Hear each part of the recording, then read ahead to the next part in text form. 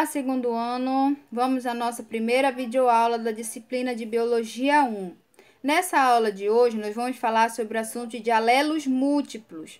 Um assunto considerado tranquilo, porém você precisa ter uma base de genética desde a primeira lei de Mendel. Então, nas aulas anteriores de genética, nós falamos das características que eram manifestadas a partir de combinações de dois alelos diferentes, como nós vimos nos exemplos das ervilhas, que podia ser um alelo azão ou um alelo azinho. E esses alelos azão-azinho poderiam ser combinados de maneiras diferentes, formando o azão-azão, azão-azinho ou azinho-azinho, mas era sempre dois alelos. A partir de agora, nós vamos trabalhar uma característica que se manifesta a partir da combinação de mais de dois alelos. Por isso é chamado de alelos múltiplos ou também de poliolelia. Mas o que são esses alelos? Os alelos, eles são diversas formas que um certo gene ocupa na posição de um determinado cromossomo. Nesse local onde está determinado esse cromossomo é conhecido por locogênio. Então, nós vemos aí no nosso cromossomo que nós temos um cromossomo que está aí mostrando uma parte em vermelho e no outro cromossomo mostrando uma parte em vermelho e branco. Vemos que essas duas partes elas estão numa mesma posição, numa mesma direção em diferentes cromossomos. Então, o locogênico, ele vai ser o local onde esses genes ocupam em um cromossomo homólogo. Vamos determinar aí que esse cromossomo que tem a parte vermelha, ele apresenta o alelo azão e o que está com a parte em vermelho e branco representa o alelo azinho. Então, esse local onde esse gene se encontra no cromossomo é chamado de locogênio. Existem nos organismos esses cromossomos homólogos e essa existência desses cromossomos homólogos estão em organismos que são diploides, ou seja, possuem pares de cromossomos homólogos nas suas células somáticas, em que estão presentes duas cópias desse mesmo gene. Os seres que possuem duas cópias idênticas de um dado gene são determinados por homozigoto. Então, quando um gene apresenta dois alelos iguais, ele é chamado de homozigoto. E quando ele apresenta dois alelos distintos ou diferentes, são chamados de heterozigoto. Como a gente está vendo aí, nós temos 3 cromossomos homólogos e cada um deles está representado pelas letras azão, que é um homozigoto dominante, azinho, que é considerado um heterozigoto, e um azinho, considerado um homozigoto recessivo. E o que são esses alelos múltiplos? Esses alelos múltiplos, ou polialelia, é a situação em que um gene ou genótipo apresenta 3 ou mais alelos, e não apenas 2 para o mesmo locus cromossômico, ou seja, o endereço que eles ocupam no cromossomo, determinando uma característica, que é o fenótipo. Qual vai ser essa explicação para a existência desses genes múltiplos? Esses alelos múltiplos são resultado de mutações sucessivas que ocorrem nesse gene, nesse determinado locus do cromossomo. Cada gene vai ser mutante que vai surgir, estabelecendo condição para o aparecimento de mais de uma nova expressão fenotípica daquele determinado caráter numa determinada espécie. Um dos exemplos comuns desses alelos múltiplos é o caso da cor dos coelhos, da pelagem dos coelhos. Nos coelhos, são conhecidos vários tipos de pelagem, que é essa característica, essa única característica, que é a cor da pelagem dos coelhos, ela vai ser condicionada por uma série constituída por 4 tipos de alelos. Então, ela vai ter essas classes genótipas e fenótipas que são descritas aí embaixo. nós vamos ter aí os coelhos com a pelagem selvagem, coelho com a pelagem chinchila, um coelho himalaio e um coelho albino. Esses são os 4 classes de genótipo e fenótipo descrito nos casos da pelagem dos coelhos. Aqui nós vamos ter as possíveis combinações e os fenótipos resultantes desse cruzamento gênico aí, dessa pequena mutação que ocorreu no gene do material que formam as cores dos coelhos. E aí nós vemos a variação de dominância. O genótipo selvagem, representado por Czão S, ele é dominante sobre os demais genes das outras pelagens. Ele é dominante sobre o chinchila, dominante sobre o himalaia e dominante sobre o albino. O genótipo himalaio, ou chinchila, ele vai ser dominante sobre o himalaio e vai ser dominante sobre o genótipo albino. O genótipo himalaio ele vai ser dominante sobre o genótipo albino e o genótipo albino ele vai ser o genótipo recessivo, aqui vai ser dominado por todos os outros genótipos que representam as cores da pelagem dos coelhos. E aí nós temos aí no nosso esquema mostrando aí os genótipos que são possíveis e os fenótipos que representam cada um desses genes. O selvagem, o agouti, o chinchila, o himalaia e o albino. E aí vamos treinar um pouquinho aí o que nós aprendemos sobre alelos múltiplos relacionado com a coloração da pelagem dos coelhos. No nosso problema ele diz o seguinte: qual vai ser a descendência esperada para a coloração das pelagens dos coelhos, a partir de um cruzamento entre um macho chinchila e uma fêmea himalaia que já tiveram um descendente albino? Então, vamos lá. Nós temos aqui o macho himalaio, que vai ter, já sabemos que ele é um chinchila, ele vai ser o genótipo CH. A fêmea, ela vai ter, como ela é himalaio, ela vai ter o genótipo Czão H.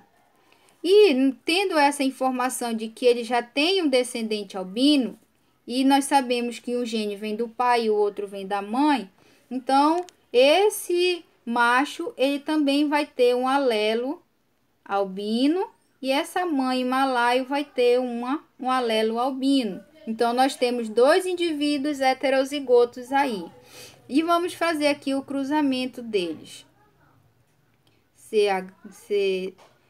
Czão A com Czão H, Czão A. Fazendo o cruzamento, nós vamos ter aqui Czão H, Czão A, Czão H, Czão H,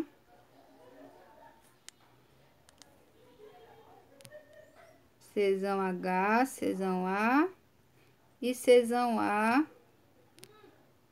com Czão A. Então, os possíveis descendentes esperado para a coloração dos coelhos entre o cruzamento de um macho chinchila e uma fêmea himalaia é 50% vai ser chinchila, 25% vai ser himalaio e 25% vai ser albino. Lembrando que esse filho albino que já saiu aqui no cruzamento, ele já nasceu aqui do cruzamento desse himalaio. Os próximos filhos que vão nascer desse cruzamento, ou pode ser chinchilas ou pode ser himalaio. Certo, pessoal? Então vamos seguindo em frente. Esses casos de alelos múltiplos, eles são responsáveis pela herança genética do nosso sistema ABO, nosso sistema RH e o novo sistema relacionado também ao nosso sistema sanguíneo, que é o MN. O sistema ABO, há muito tempo, ele tem tido uma certa preocupação a respeito da questão da transfusão de sangue de certas pessoas.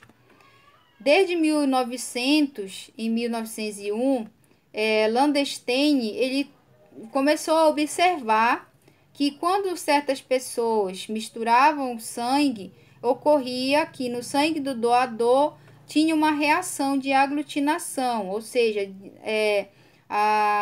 o corpo da pessoa eliminava o sangue que era doado para ela. E foi a partir daí que foi formulada a hipótese de que deveria haver vários tipos de antígenos, sendo uns compatíveis e outros não. Posteriormente, essa hipótese elaborada por Landestein foi comprovada, onde foram descobertos 2 tipos de antígenos e 2 tipos de anticorpos, através de testes na população humana, permitindo assim a classificação dos diferentes grupos sanguíneos.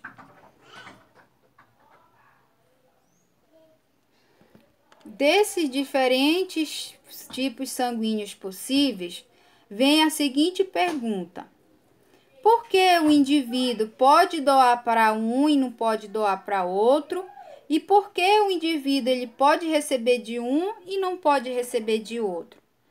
Essa resposta se deve à questão de uma glicoproteína que está presente nos glóbulos vermelhos, ou chamados de hemácias. Nessas hemácias que estão passando pela nossa corrente sanguínea, essas células elas têm nas suas membranas uma série de proteínas, entre elas a hemoglobulina, que ela vai transportar os gases de oxigênio, e tem as glicoproteínas, que elas vão ajudar a reconhecer o tipo sanguíneo. Essas glicoproteínas elas vão atuar no nosso sistema ABO, onde elas são chamadas de aglutinogênio. Esses aglutinogênios são substâncias presentes na membrana das nossas hemácias. Elas vão e também os aglutinogênios que vão gerar a característica do indivíduo, ou seja, ele vai gerar a característica do tipo sanguíneo, ou tipo A, o tipo B, AB ou tipo O. E a pessoa que possui um sangue do tipo A, ela vai possuir uma glicoproteína ou um aglutinogênio do tipo A. Possui ali na sua membrana plasmática das suas hemácias esse aglutinogênio do tipo A, como a gente está vendo aí na nossa imagem. O tipo de glicoproteína ou de aglutinogênio presente nas hemácias do sangue do tipo A. A pessoa do tipo B, ela vai ter um outro tipo de aglutinogênio, chamado de B, ou glicoproteína do tipo B. Também vai estar envolto na membrana plasmática das células do sangue do tipo B. A pessoa do tipo AB, ela não vai ter o aglutinogênio tipo AB. Não, o sangue do tipo A, ele vai ter os 2 tipos de aglutinogênio ao mesmo tempo, o tipo A e o tipo B. Então, na membrana das células do sangue do tipo AB vai ter 2 tipos de aglutinogênio, A e B. O tipo O, ele não vai possuir essas glicoproteínas ao redor da sua membrana. E ela não vai possuir, então, nenhum tipo de aglutinogênio. E quando é que essa pessoa pode receber e quando é que ela não pode receber sangue? Bem, quando uma pessoa que tem o sangue do tipo A, ela não pode receber. Ela não pode receber dela, ela pode receber sangue dela mesma e do tipo O, mas ela não pode receber sangue do tipo B e nem do tipo AB, porque o tipo AB ele vai ter também na sua composição a glicoproteína do tipo B. E então, onde é que está o problema dela não poder receber nem do tipo B e nem do tipo AB?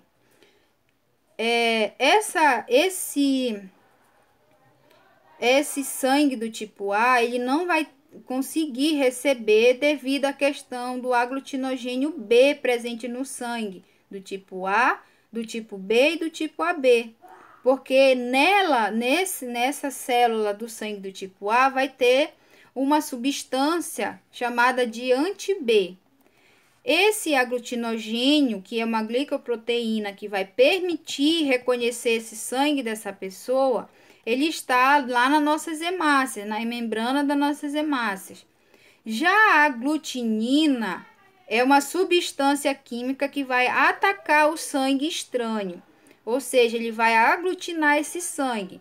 Lembrando que aglutinar não é a mesma coisa de coagular. Essa aglutinação, ela vai ter a função, né, de uma substância química presente lá no plasma do sangue. Então, essas aglutininas aí, por exemplo, a pessoa do sangue do tipo A, ela vai ter no seu sangue ou no plasma do sangue uma aglutinina anti-B. As do sangue B vai ter aglutinina no plasma do tipo anti-A. As pessoas do tipo AB, ela não vai ter nenhum tipo de aglutinina, porque ela pode receber tanto de A, quanto de B, quanto de O. Já o do tipo O, ele não pode receber de ninguém, pois ele vai ter tanto a aglutinina anti-A quanto a aglutinina anti-B. Essas aglutininas, elas vão ser anticorpos que vão ser encontrados no plasma do nosso sangue, que vão trabalhar contra os aglutinogênios. Então, quando o sangue tipo A recebe um sangue do tipo B ou do tipo AB, que vai ter na sua membrana uma glicoproteína ou um aglutinogênio B, essa aglutinina ela vai combater, ela vai, com a função do anticorpo, é eliminar qualquer substância estranha. Então, como esse sangue A ela tem a aglutinina B, ela vai eliminar, fazer com que esse sangue AB que foi doado para esse tipo A, ele venha a ser eliminado do corpo. Essas aglutinações, que caracterizam as incompatibilidades sanguíneas do nosso sistema, acontecem quando uma pessoa que é possuidora de uma determinada aglutinina recebe um sangue com aglutinogênio correspondente. E aí nós vemos aí no nosso quadro os possíveis genótipos. Além dos tipos sanguíneos, nós temos os genótipos, os seus aglutinogênios e aglutinina. O tipo A, ele vai ter o genótipo I-azão e ou I-azão-izinho, com aglutinogênio A e aglutinina anti-B. O aglutinogênio está na membrana das hemácias e a aglutinina no plasma sanguíneo. O tipo B, ele vai ter o genótipo IBzão ou IBzão-izinho. O tipo AB vai ter o genótipo Azão e Iazão e Ibzão, e o tipo O, que é o tipo sanguíneo recessivo, ele vai ser Izinho. E olhando aqui para o nosso esquema, quais são os possíveis doadores? Como nós temos os vários tipos sanguíneos, o tipo O, ele vai doar para A, para B e para AB e para ele mesmo. Então, o tipo O, ele vai ser considerado o doador universal. Então, ele doa para A, para B, para AB e para ele mesmo. Já o tipo A, ele vai doar para ele mesmo e para AB. O tipo B, ele doa para ele mesmo e para AB. E o tipo AB só pode doar para ele mesmo. Por isso que ele é chamado de receptor universal. Porque ele recebe de todos, mas ele não pode doar para a maioria. Aí nós vamos fazer aqui um pequeno teste ou um pequeno exemplo para praticar um pouquinho do que nós aprendemos em relação ao sistema ABO. No nosso problema, nós temos o seguinte: num casal, o homem e a mulher possuem o sangue do mesmo tipo, AB. Tanto o homem como a mulher vão ter o mesmo tipo sanguíneo, AB. E aí, qual vai ser a probabilidade de os filhos possuírem o mesmo tipo sanguíneo dos pais? Então, como nós vimos lá, o tipo sanguíneo AB, ele tem o genótipo Izão, Azão, Izão, Bzão. Esse é o tipo sanguíneo o genótipo do tipo sanguíneo AB. Então, como a mãe e o pai ambos são AB, então o genótipo do pai vai ser Izão, Azão, Izão, Bzão, e da mãe Izão, Azão, Izão, Bzão. Fazendo aí o nosso cruzamento, nós vamos ter Izão, Azão, Izão, Bzão, Izão, Azão, Izão, Bzão e Izão, Bzão, Izão, Bzão. Então, ele quer saber qual é a probabilidade de os filhos possuírem o mesmo tipo sanguíneo dos pais. Então, nós vemos aqui que nasceu um filho do tipo A e um filho do tipo B. E a possibilidade desse casal ter um filho do tipo A e uma possibilidade dele ter um filho do tipo B. E para que esse casal tenha filhos com o mesmo tipo sanguíneo, a possibilidade aqui foi de 50%, ou seja, de 1/2 ou 50% de possibilidade desse casal ter aí filhos com o mesmo tipo sanguíneo, certo? Então, lá no nosso livro do módulo 4, nas páginas 487 e 488, tem uma atividade sobre esse assunto de alelos múltiplos para praticar. Ok, pessoal? Essa